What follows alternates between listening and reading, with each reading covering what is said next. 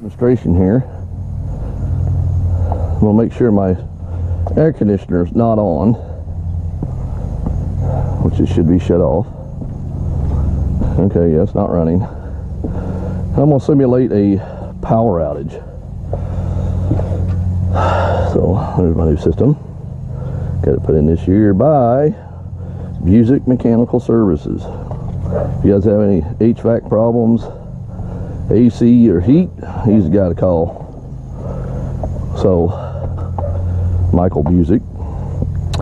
But anyways, I'm going to show you a little trick here. And if you can see, it's hard to really get my camera to focus. Right now, we're just all pretty much staying still, okay? With the sun coming in and not using a lot of energy, basically my meter is just pretty much standing still. It's probably been running backward most of the day. And if you look here,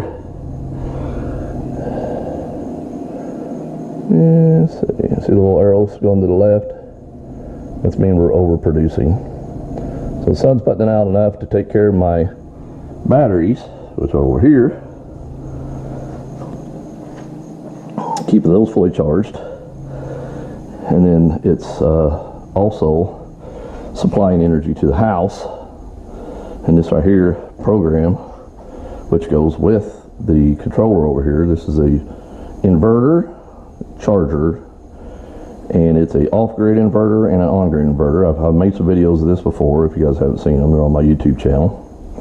But anyways, I'm going to simulate a power out and show you how my system pretty much works. That way, if we lose the electricity, say the grid goes down, my house is pretty much still up and running. And it has all night and part of the next day, maybe even 2 days worth of power, depending on what you run. So anyways, I'm going to open up my panel here. Okay, here's the main. It's on. And what I'm going to do is I'm going to shut the main off. And then I'm going to go in the house and I'm going to show you that everything's still working. Boom. Now you heard the click over here. What this does is the inverter now basically is detecting that there is no grid. Okay. Now down here, if you look, this is right here going into the outlet. Well, this is the grid tie part of this inverter. So once it detects there's no electricity, it's a safety feature that it does allow this to put electricity into this outlet and go out to the grid. Now right now it couldn't anyways because I got the breaker shut off, but let's say the grid went down and the breaker was on. So right now I'm running off of the sun and I'm running off these batteries.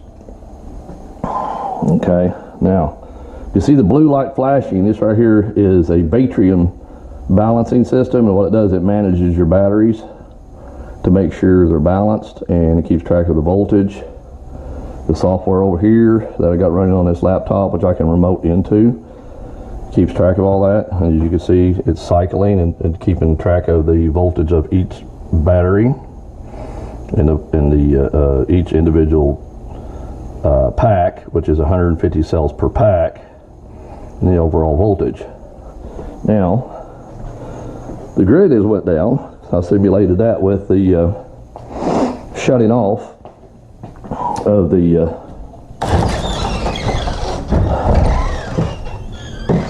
main breaker. Now with the main breaker shut off, there's no power coming in, but ceiling fans are working, lights is working, my fridge is still running. Okay, let me tilt this down a little bit, and boom, fridge still running. The kitchen is basically backed up, so on my system I got it set to back up. That light's working. The living room is all powered, it's on part of the backup. As you see, the lights work, the TV's on it, the fan's on it. Okay, right now my house is running off of battery and it's running off the sun. This room is on it. Everything in here is on it. The bathroom is on it. Okay. Hot water heater, anything 220 is not going to run right now. Okay. But in a power out situation, I can live with that. Could you? Because otherwise everything would be dark in here. And I'd have to feel my way around or use a flashlight. This is my closet. Closet still works. It's on that circuit. And you can have more or less. I could put the whole house on it if I wanted to. But I just did mainly everything that I need. Now, this room, as you see, the lights are working. The fan shut off, but wait a minute. Yep, no switch. So, all that's on, working. And the reason I got this on backup is for the internet. Okay, so right down there's my modem. If you can see it, a little bit hard to see because of the light in here. But anyways, I keep this on the backup. It's not using that much energy anyways, so that's just the reason I did that. This room is not, see, dead, no power. This bathroom, dead, no power. Okay, so the whole house would look like this. Otherwise, it looks like this in here. Now, for 4 panels, 4 solar panels is all I'm running this on. And of course, once the sun goes down, this will last all night long and part of tomorrow. And of course, when the sun comes out again tomorrow, and if it don't, guess what? I got a wind turbine. The wind turbine will produce energy if the wind's blowing as well. So, kind of a good idea, you know, for people to think about backup systems. And the way this is set up, you virtually don't have to do anything to have it set up this way, because the way I got wired in, and I'll show you, is makes it super easy because it's just automatic. You don't have to do anything when the power goes out.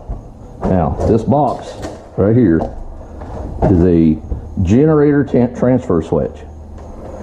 It's set up with multiple switches that you can set up, and what you do, you wire this in, and it goes in. Each individual one wires into the breakers in the breaker box. And then one wire goes to the wire that goes to that circuit.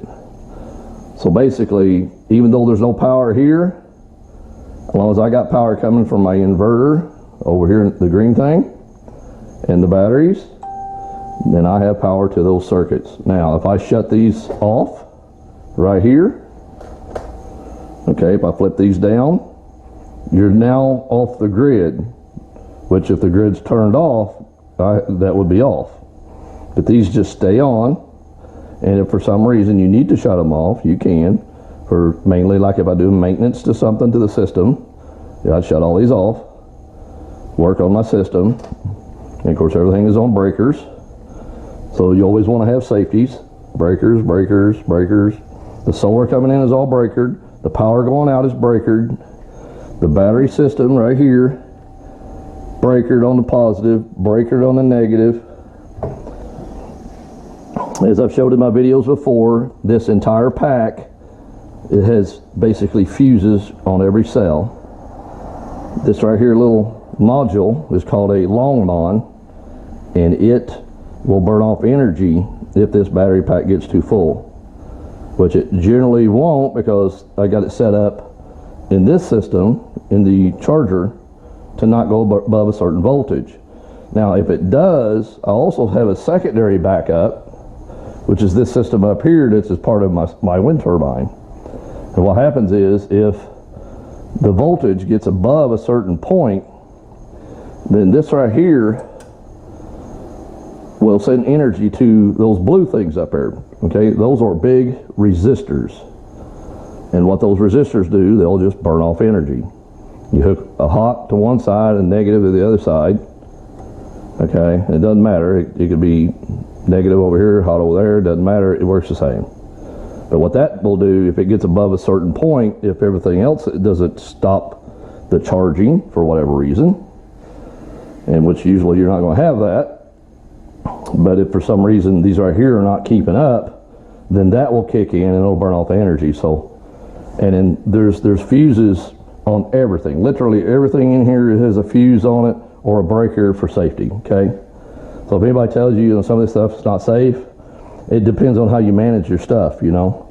If you manage it well, then you generally don't have any problems. But the people out there that take shortcuts are the ones that are taking risks and can burn things down. Now, one thing I plan on doing just for an extra safety is this surface here is plywood, okay?